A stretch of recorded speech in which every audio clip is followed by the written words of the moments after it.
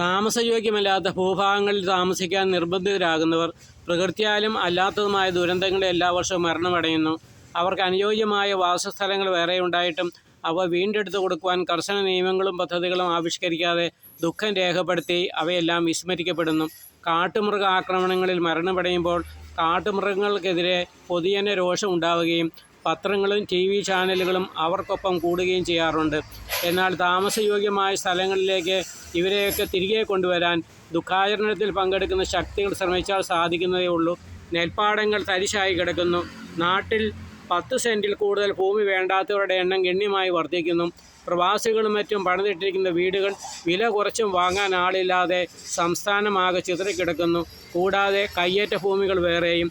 കൊല ചെയ്തിട്ട് മൃതദേഹം തിരയാൻ മറ്റുള്ളവരോടൊപ്പം കൂടുന്നവരെ പോലെ ഇതിലെ മുതലാളിമാരാണ് എല്ലാം നഷ്ടപ്പെടുന്നവർക്ക് വേണ്ടി കണ്ണീരൊഴുക്കുന്നതും വാഗ്ദാനങ്ങൾ നൽകുന്നതും വാർത്തകൾ നൽകുന്നതും വാദിക്കുന്നതും എന്നതിനാൽ ഈ അവസ്ഥയ്ക്ക് ഒരു മാറ്റവും വരാൻ പോകുന്നില്ല. ഭൂകമ്പവും സുനാമിയും ജലക്ഷാമവും വായുക്ഷാമവും അനാരോഗ്യകരമായ സാഹചര്യങ്ങളും ഇല്ലാത്തയിടങ്ങളിൽ വസിക്കാൻ അവർക്കറിയാം. എന്നാൽ മനുഷ്യ മനസ്സുകളുടെ വ്യാപനം തടയാൻ ആർക്കുമാവില്ല. ജന്തുക്കൾക്ക് പോലും അത് തിരിച്ചറിയാനാകും. വയനാട്ടിലെ ദുരന്തഭൂമിയിൽ നിന്നും ഓടി വന്ന അമ്മയെയും മകളെയും രാത്രി മുഴുവനും കാട്ടാനകൾ കാത്തു രക്ഷിച്ചതും അതുകൊണ്ടാണ്. ദീനരോദനങ്ങൾ സുഖമായി തോന്നുന്നവരെ മാത്രമേ ഇത് ബാധിക്കാതിരിക്കൂ. അല്ലാത്തവരെ മറ്റുള്ളവരുടെ കഷ്ടതകൾ ബാധിച്ചുകൊണ്ടിരിക്കും.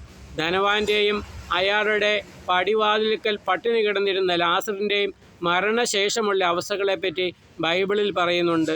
ലാസറിൻ്റെ മധ്യസ്ഥം അപേക്ഷിച്ചിട്ട് പോലും ലഭ്യമാക്കാനാവാത്ത പരിസ്ഥിതിയിലായിരുന്നു ആ ധനവാൻ. മൃദുല വസ്ത്രങ്ങൾ അണിഞ്ഞ ശരീരവും നായ്ക്കൾ നക്കിയ ശരീരവും ഇല്ലാതാകുമ്പോൾ മനസ്സുകൾ തമ്മിലുണ്ടാകുന്ന അന്തരം അടുക്കാനാവാത്തതാണ്. ലാസറിനേക്കാൾ ബലഹീനരാണ് നമ്മുടെ ചുറ്റുമുള്ള ജന്തുക്കളും സസ്യങ്ങളും. അവർ നമ്മുടെ സഹായികളാണ്. കൺകുളിർക്കെ കാണുവാനാകുമായിരുന്നിട്ടും 5 മിനിറ്റ് നേരത്തെ നാവിൻ്റെ രുചിക്കായി ജന്തുക്കൾ കൊല ചെയ്യപ്പെടുന്നു. ആ ജന്തുക്കൾ അവരെ തലയോട്ടുകളായിട്ടാകാം കാണുക.